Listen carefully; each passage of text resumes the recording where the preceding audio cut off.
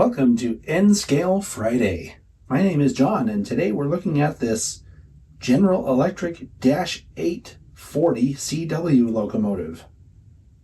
This comes from Atlas. It's in their Master Series. The model comes packed with warranty information, a DCC quick start guide, exploded view drawings, and this little bag of parts. Those are sunshades to be installed by the modeler.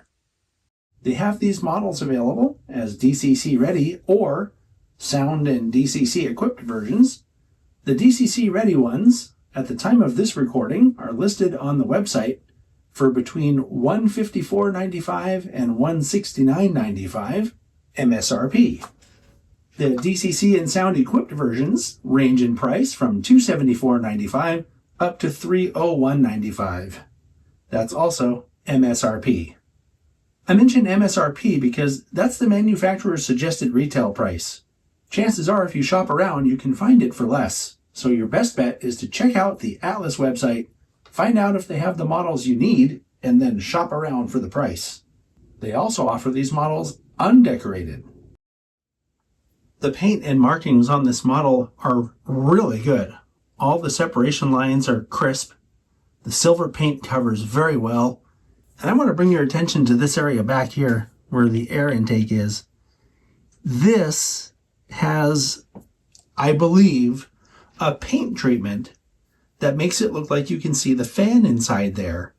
And it appears as though all those grills are photo etched. I don't think they are.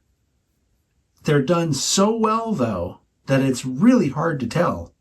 So that's a really cool touch, I think, on this model already. Here's a look at the detail around the front of the cab, and it includes such things as the separately applied grabs on the corner here, and then, of course, the hand railing is all separately applied. You can see it has a separately applied uncoupling lever. There's MU cable detail here, and working ditch lights. We'll look at those later. And of course, a separately applied snowplow. Here's a look at the front from the fireman's side. Now here's a look at the fireman's side with those same really well done grills. And on this side, you can see there's also a separately applied brake wheel back here toward the back and some additional details here over the rear fireman's truck.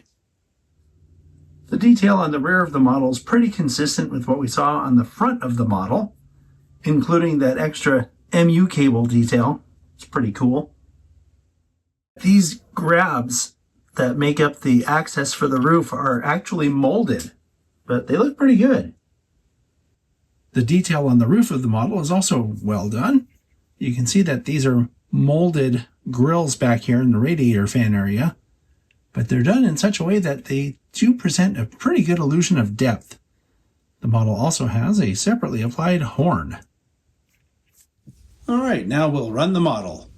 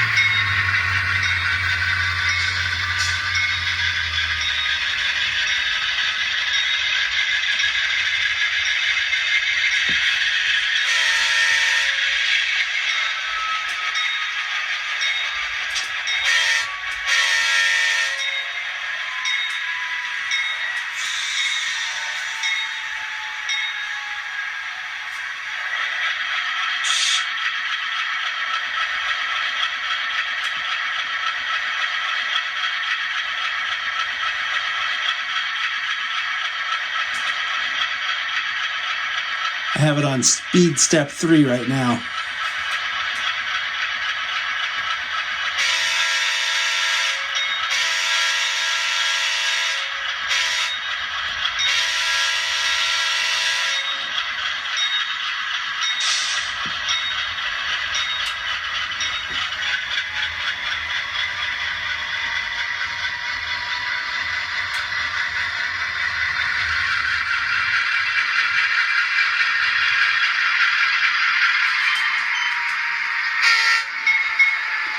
Okay,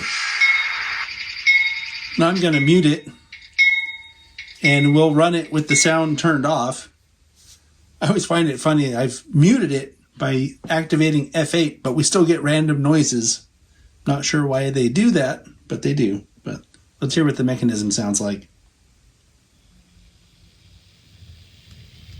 Almost imperceptible.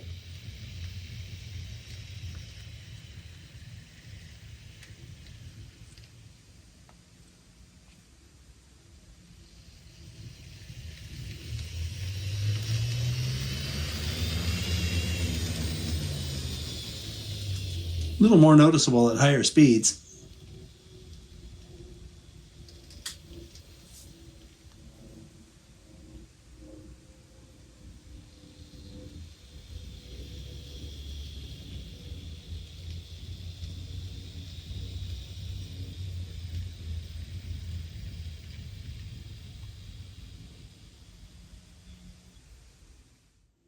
All right, now we're going to take a look at the lights on this model.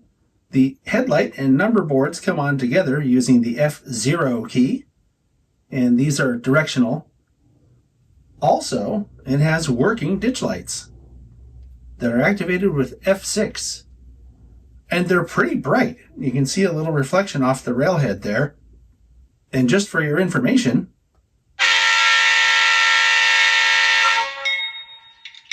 the headlights do flash alternately when you blow the horn.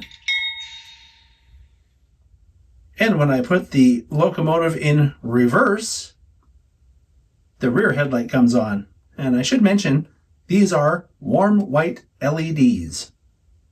I think you'll agree with me that this is a very solid release from Atlas. The model looks really good. I'm partial to that Warbonnet paint scheme. It runs really well. And also, the ditch lights work, and they look really good. I liked that shot of the ditch lights reflecting off the railhead. That looked pretty realistic. So anyway, great job, Atlas. I'll see you all on the next episode.